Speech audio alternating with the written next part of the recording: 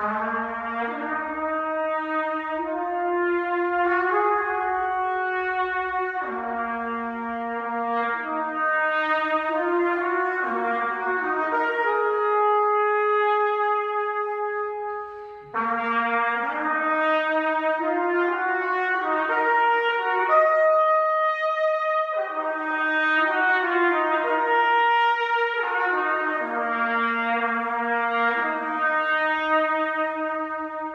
right, good people.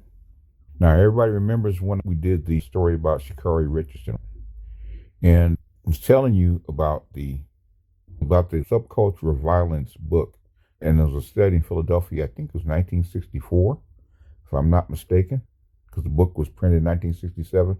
1964 said that the physical aggression of black females, the murder rate of black females to black males was 3 to 4 times higher. See, or 2 to 4 times higher of white males. In other words, the black females were more violent than even white males. In other words, black females were more violent than the males in the United States. And that was in 1964.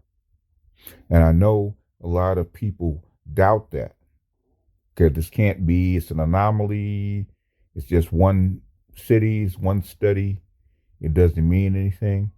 I said it could be argued that, of course, that in a more matriarchal, check that, see, in a more matriarchal role than that of her white counterpart, nigger females both enjoys and suffers more of the male role as head of household and parental authority and supervisor. That this imposed role makes her more aggressive and more male-like. This imposed role makes her more aggressive and more male-like, and more willing to respond violently. Because most of the victims of the Negro males homicide offenders are Negro females, are Negro males. The Negro female may be striking out aggressively against the inadequate male protector whom she desperately wants but often cannot find or hold. Basically, it's or hold. You find them, but you can't keep them.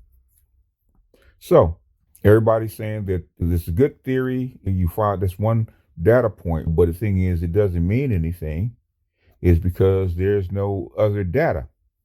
Now, somebody sent me this, and this is from the Bureau of, I think the Bureau of Statistics, BIS, and this is from the Bureau of Justice, and these are the intimate homicide victims by race and gender over time, and it starts in 1976 and ends in 2005. And what's striking is that, especially before 1989, that particular study from Philadelphia indicates is what's true on this particular chart. So in other words, what that indicates is that women are far more violent toward their men than even the white men. When you look at these numbers, you got to remember that white men are 5 times the number. Probably at that time it was 6 times the number. In other words, in 76 and 64, basically the whites were like 90% of the population, and now they're like 50%. The thing is that 55%, but even now in 76, you got to remember they were like 70-80% of the population back then. So when you put this number right, as far as rates are concerned, this is a bigger this here is a bigger population than this. Bigger population, like 5 times, 6 times rate. So in other words, these numbers right here said it's 820 male victims. That'd have been like 5,000 compared to the male victims over here are white or 467, which is a number. That basically it would have been 10 times the number. 10 times the number of white, percentage-wise, of white male victims versus black male victims. 10 times the number. There's 6 times, in 76, there was 6 or 7 times more white males in the United States, and as far as their women killing them, this is 10 times the number.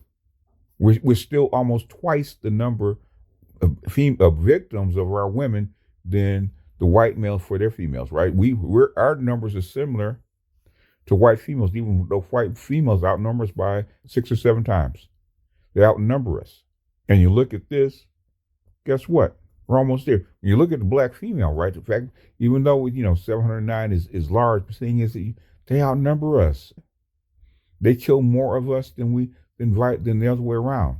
And so the Mr. charge that we beat them and we killed them in these vast quantities, and we're way more violent than white men, is not true. The white man is not even close to being as violent as the black female. Now, that's not an anomaly. Like, this only starts in 1976, right? The study of Philadelphia was in 1964. 1964, right? And they said it was three to four times the rate of white males near killing their females. So in other words, black females back then basically entered in interpersonal violence and homicide 4 or 5 times the rate of a white male, which is the complete opposite of any other group. And so as we go down the list, 77, 786 to 565, right?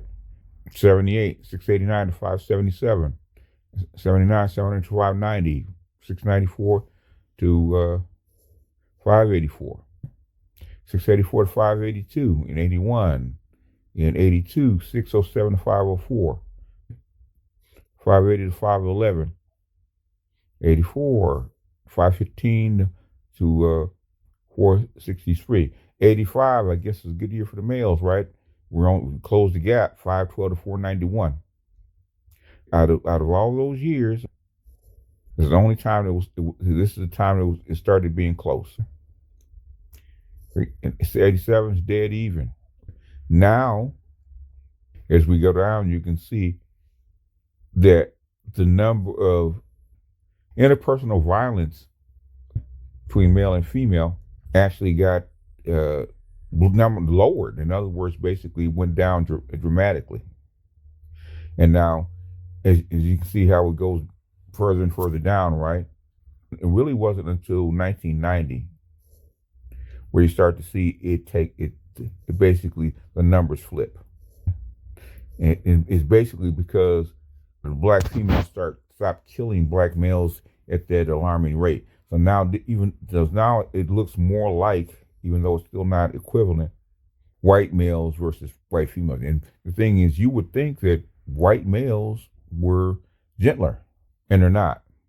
So in other words, now our numbers look more like white male numbers, even though we got to remember we're still even 1/5 or 1/7 the size of the white male population. So these numbers, when you look at the rates, okay, our rates are still higher, but things the numbers are equivalent. And as we go down the list, it gets to the point where 2005, where it shuts off, where our numbers are similar to our white counterparts, even lower than our white counterparts as far as raw numbers, even though the percentage is higher because there's more white men than black men. So what I was saying about the subculture of violence and black women being very, very violent, like, this, 85, when the color purple came out, black women were killing more and more of black males than the opposite way around.